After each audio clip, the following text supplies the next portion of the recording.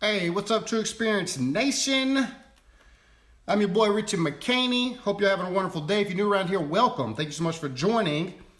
Look, my wife is Amanda, and we on a mission. Our mission is to help you learn how to experience your best life. Y'all, forgive me for looking down for a second. Let me plug in my mic because I can. And I want to have better audio. So I apologize for not doing that beforehand. Bam! Now I'm locked in. Again, our mission is to help you experience your best life as we're learning to experience ours. We're not professionals. We're not gurus. We're nothing like that. We are regular old folks who are trying to get the most out of life and make improvements every single day. And as we're learning things, we want to share those things with you. And so if that's something you're interested in or you want more information on, look, you can go to our story, our description if you're on YouTube and find out that information. But make sure you like this page or subscribe if you're finding this on YouTube, because we go live every single day and drop this kind of content. We are going over the book Atomic Habits by James Clear. And so each day I come in here and I do a chapter and I do a lesson. Today we're going to be talking about self-control. What's the secret to self-control, self-discipline? It's something you hear about all the time. Is that something you wish you had more of? Do you wish you had more self-control? Are there bad habits? We're going to really kind of focus on breaking bad habits and addictions, really, if you're struggling in certain areas of life. Again, part of our goal is to help you experience your best life. And sometimes you gotta remove certain things out of your life. Sometimes you got bad stuff that weighs you down, that slows you down, that distracts you, that keeps you from making progress, that keeps you from becoming the person you want to become. And just like when you're losing weight and you've been overweight for a while, man, you've got to detoxify, man. You got to get some of this junk out of you. And that's not always a pleasant process, and it's not always easy, but you got to go through that before you can start feeling better. And so let's kind of like focus on the self-control and the myth around it. And if you think you're somebody that lacks it, we're going to show you exactly why that's not necessarily true. I'm going to tell you a story about that was in the book about Vietnam. And so a guy went over there, I don't know if it was a journalist or whoever it was, and realized that like 20% of the people that over in Vietnam had tried and was addicted to heroin. They were using it.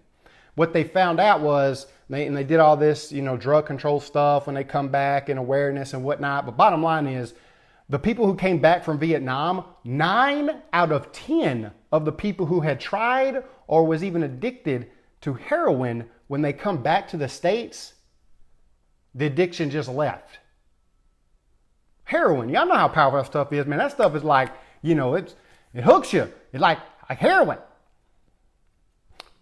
So that's amazing to find out that when somebody was over there and they were addicted to something, that when they came back over to the States, the habit out of 9 out of 10 of those people just left, right? When the research up until that point was showing that this was an irreversible addiction. Like once it got in your system, you couldn't cut it out. Here's the thing that they've learned out. When that a habit and an addiction could spontaneously just dissolve, dissipate over, is that right? I think I said that word wrong. Doesn't matter. Look it up. Correct me in the comments. I don't care. But you know what I'm trying to say. That it could just completely dissolve when you had a radical change in environment. See, when they was over in Vietnam, they had friends that were trying and using heroin. It was really easy to get their hands on. Obviously, you had the stress of war and everything that was going on. They're away from home. They're lonely. All these cues and the context of that environment prompted them to use heroin. Well, how drastic is a change when they come all the way back to the States is a lot different than when they're at home. That's why those people were able to beat that addiction. It's not because they were just that much more self-controlled or have more self-discipline than anybody else. They radically changed their environment. So that's why a lot of people who are coming out of rehab, 90% of the people who come out of rehab when it comes to heroin, they relapse. Man, there's something to be said about that. Why is that? Well, it's because when they're in rehab, they're devolved of all of those cues. There's no cues or triggers. You can't get your hand on it. You're not around people who are doing it. And so the addiction just kind of goes away. When they go back home, they're going right back to the exact same environment they were in that fed that addiction. Okay, and so that's the important about why it's important to change your environment. we often talk about, like, we deal a lot with weight loss. We help people lose weight every single day. We're talking with customers and clients about, things that they can do to help better themselves. My wife has lost over 100 pounds. I've lost over 50. We help other people do the same thing. Well, one thing a lot of people seem to just want to pound in culturally is self-discipline. Oh, you just need a little self-discipline, a little discipline to go a long way. You just need to, and people say, I just need to have more discipline. Well, no, what it is that the people who appear to have or be more self-disciplined is they're better at structuring their environment to lead them to success. That is what they're doing. They're spending their time and energy fixing their environment so that they don't have to rely on willpower or self-discipline.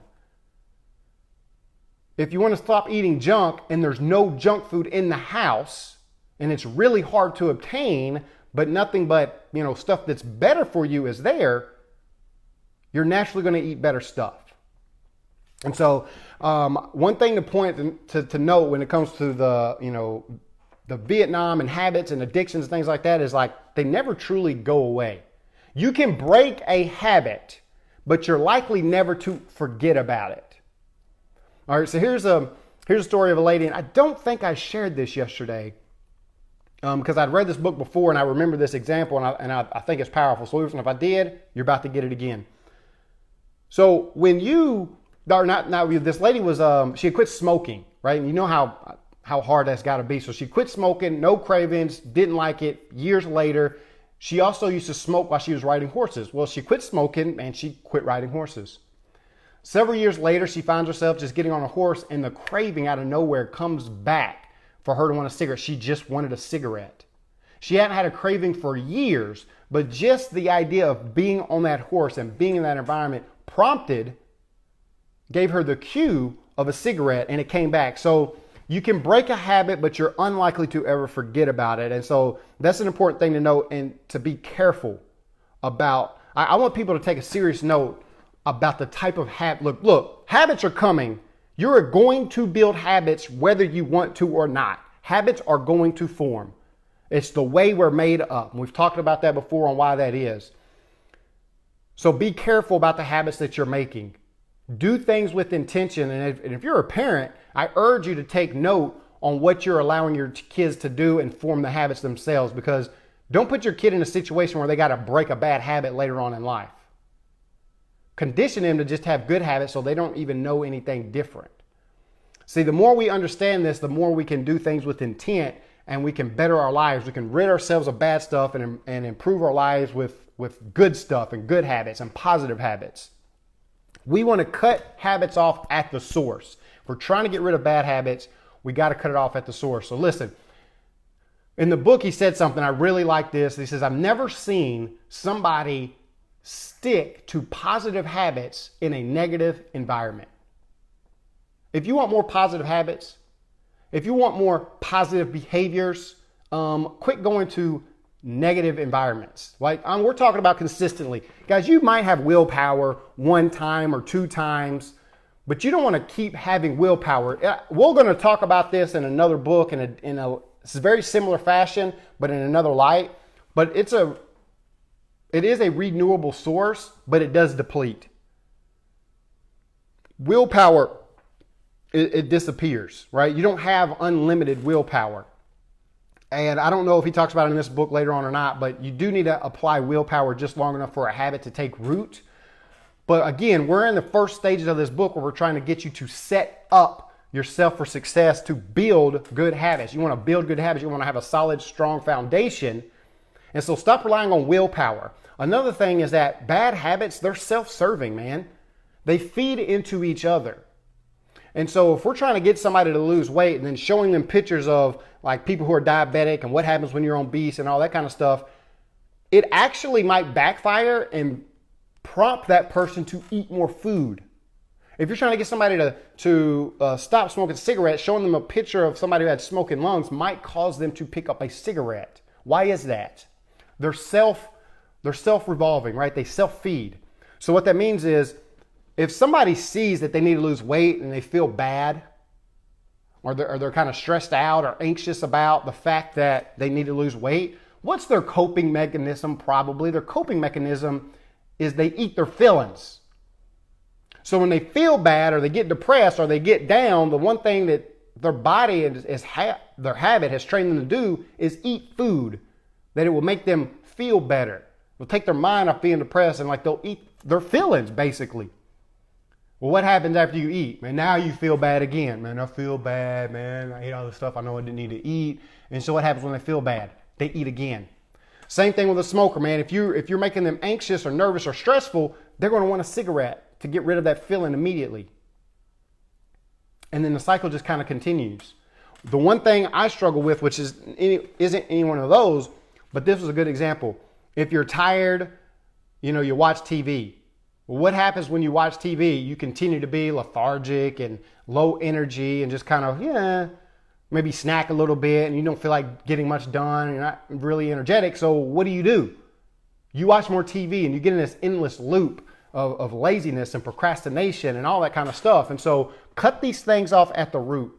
You want to increase the positive cues in your environment and reduce the negative ones. Okay, this is the inversion of the first law. Guys, we're only in the first law. Remember, there's 4 laws of behavior change, and they all coincide with the backbone of a habit. Cue, craving, response, reward. We're deep in this book, and we're still only covering the cue. It's important that we don't miss this and we understand this. If you missed any other of the videos, then go back to the playlist. I have them all in a playlist. They're all in order. You can pick which ones that you want to watch. But guys, the inversion of the first law, the first law is to make it obvious. The inversion of that is to make it invisible. You want to break a bad habit? Take it out of the environment. Take it where you don't see it. When you see something, you tend to crave it. You know how long it takes to crave something? They showed a cocaine addict a picture of cocaine 33 milliseconds. 33 milliseconds was the time it took for the brain to register that picture and send like sensors to the brain of reward, like to crave the reward for what they just saw. Do y'all realize that's too fast to consciously understand what you saw? That you can't see something in 33 milliseconds and accurately identify it consciously. But subconsciously, your brain picks up on it and is like, I need that. Now, that's powerful. We need to do everything in our power. Stop focusing and relying on willpower. Stop focusing on the fact that you just need more self-control. Stop wishing. Your time would be better spent developing your environment, adding positive cues for the behaviors you want to reinforce, removing the negative cues that you don't want to partake in anymore. That's the secret to self-control. Make it so obvious about the things you want to do and so invisible about the things you do not want to do. And that will go a long, long way. The cool thing about that is once you do that in a predictable environment that you can control, when you're out of that environment, you can display the willpower because you've already been conditioned not to do that. And you're more conscious about what it is that you're trying to stop doing. And so it makes it easier to go out on vacation and not eat as much stuff if you've already been conditioned not to do that at home. Because now you're starting to identify. Remember we talked about identifying. You've now identified yourself as somebody who is healthier. And every time you take an action or behavior, that casts a vote for the person you want to become. That's how all this stuff bleeds in together. All this stuff is building on top of one another. And here are some of the little hacks and tricks that make that happen. And so I hope you got information out of this. This one is a little bit more serious. I wasn't so hypey about this because I want people, we're talking about getting rid of bad habits, man. We're talking about breaking addictions. You have to change your environment. If you're serious, man, if you're serious about making some real changes and you're just not talking that junk, so many people just like to talk. And let me go off on this little right here because this used to be something that I realized thanks to Ray Higdon really brought it to my attention. But talking about something that you want to do or your plans for change, guess what that does? That triggers a reward system and makes you feel good. And when you get that reward system, that sometimes is enough to make you not take action on the thing you say you're going to do. Does that make sense to anybody? If not, I want to clarify. I want them to know. So message me or answer me or whatever. But I realized I was doing that. I used to want to create content, and I would sit down and I would think about, I'd have a plan of action and coming up with an awesome plan that was going to be great. And all this content is going to be perfect. That's exactly the way I want to put it out there. But then as soon as I started telling people about it, I got the reward of me actually doing it. Like, I felt good. It gave me a great feeling, and I became addicted to that feeling. And so I got in this loop of creating these awesome plans, telling people about it, but never executing on it. And so be careful about that, man. Don't just be talking about something, man. Get down and dirty and start doing something and build a reward system up that way. And so, look, I hope y'all like this. I hope y'all found value out of this. We're in the end of the first law of behavior change. We broke it down. We went down deep, man. We went into it. Lots of really, really great content. That's just the first law of behavior change. And we're going to start the second law of behavior change tomorrow, which is make it attractive. Okay, so now we're leaving into the cravings. Now that we got the cues figured out, we've got the environment figured out, we understand our about habits and identity and all that kind of stuff. Now those cues are done. Let's talk about the cravings. We're going to go in deep on cravings, and that's going to start next week. So guys, thank y'all so much. If you enjoy learning how to experience your best life as we're learning to experience ours, y'all know what the business is. Go ahead and like the video. Hit the bell, the notification bell if you're on YouTube, so you get notified when we upload every day. And if you're on Facebook, because that'll give you a notification when I go live every day. Most of the time, it's going to be early in the day, around noon or late morning. That's normally the goal. That's what I kind of stick to. If not, it's just going to be later at night when other things get done. But that's the typical routine that I'm on, is sometime in the afternoon. And what replay? If you're watching the replay, let me know, because I will go back and answer these comments and engage with my people. Thank y'all so much for everything, all the love, all the messages, all the comments, and all that kind of stuff. Makes me feel good to know that this is not just benefiting me, this is benefiting others as well. Until tomorrow, guys, I'm out.